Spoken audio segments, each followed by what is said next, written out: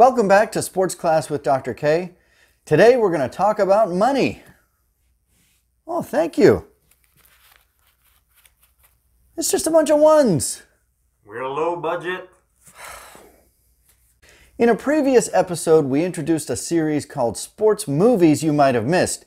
The first one we talked about was Rocky IV. So check out that episode if you're interested and subscribe to the channel for more updates about other videos like that. Today we're going to introduce a similar series called Sports Books You Might Have Missed. And today we're going to start out with a book called Moneyball by Micheal Lewis. Now if you missed this book, what's wrong with you? Where have you been? Okay, I get it. This book is 15 years old now, and it was also made into a blockbuster movie starring Brad Pitt. So maybe you saw the movie instead of reading the book. But if you did miss this, I'm going to encourage you to read it. I'm going to go over some of the details in this book, and I'll give you 5 big things to think about from Moneyball. All right, before I get to the 5 big things, let me give you a quick summary of this book, Moneyball, by Micheal Lewis.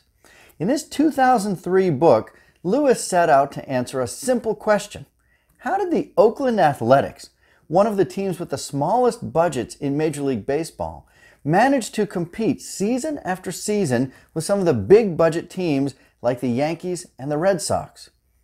The answer, Lewis discovered, is that they had an innovative general manager called Billy Beane, who employed all kinds of techniques that the big money teams like the Yankees, the Red Sox, and others didn't really have to worry about because they could just buy their way to success.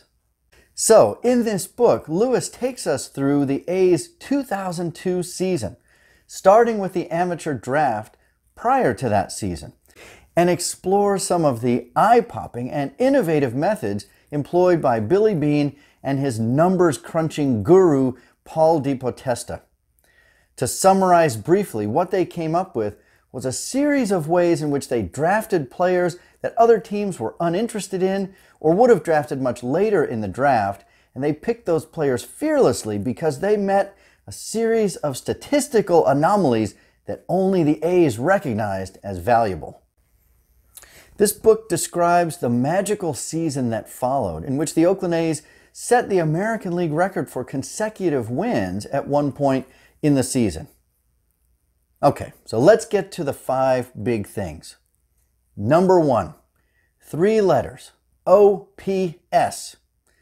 Now, if you're a baseball fan today, you're surely familiar with these letters, which are everywhere in the media, on television, on the back of baseball cards, and anywhere you watch baseball. They stand, of course, for on-base percentage plus slugging percentage. And part of the reason those numbers are so widespread today is because Billy Beane and Paul DePodesta innovatively deployed those numbers as the most important statistics equating to success on the baseball field back in that 2002 season. Now, most traditional managers were still relying on numbers like home runs and batting average, which are important to some extent, but not as important as OPS. They also emphasized things like taking pitches, walks, and getting on base, which other managers overlooked. All right, second big thing, outs are precious. Now, that sounds like it's obvious, but Billy Beane and the A's recognized that the outs are the most important resource in baseball, and other managers and teams tended to waste them without even realizing what they were doing. For instance, getting thrown out on the base paths is a cardinal sin to Billy Beane and the A's, and so they emphasize base stealing much less. In fact, they discourage even their fastest players from stealing bases, because every now and then, even the best base stealer is going to get thrown out on the base paths. The other cardinal sin in baseball is strikeouts. Again, many teams swing away freely, allowing their hitters perhaps to get home runs, but also striking out at an alarming rate. Again, you're giving away outs. And so Billy Beane and the A's in this book is filled with references to them emphasizing taking pitches, working the count, getting a walk. A walk in some ways is just as good as a base hit. Using those methods, they were able to kind of cheat the system a little bit and gain an advantage over their big money rivals. Okay, the third big thing, fielding doesn't matter. Well, that's overstating it a bit, obviously, but According to Billy Beane and Paul DePodesta, fielding is overvalued compared to some of the things that they emphasize. So it's obviously better if you have a great fielder out there than an inferior one. But all else being equal, you can make up for deficiencies on offense much more easily than trying to find a great fielder out there. There's actually a really interesting portion of the book that discusses how the A's handled the departure of Johnny Damon, who was an incredible center fielder. And while the A's did miss Johnny Damon out there in the field, Billy Beane and his team realized they could make up for the loss, even of this great fielder, by trying to account for it by scoring a few more runs on offense. So, fielding does matter to some extent, but it's overvalued by most managers who get all glossy-eyed when they see a slick fielding shortstop or a speedy center fielder. And Billy Beane and his team emphasize other things. Okay, the fourth big thing. When drafting players, it's much preferable to draft college players over high school players. This again runs counter to the traditional wisdom in baseball. Most coaches and general managers get really excited when they see high school phenoms who are putting up ungodly numbers at the high school level. They probably look great, they have a great body and build, and all kinds of unlimited potential. The fact is, most of those high school phenoms never pan out at the major league level. One of the problems is they're playing against other high school teams, and the level of competition might be totally out of whack with what they're going to see in the major leagues. The other thing is they're so young, and exposing these players to all kinds of money and the pressures of the major leagues and everything else going on, a lot of them get off track for any number of reasons.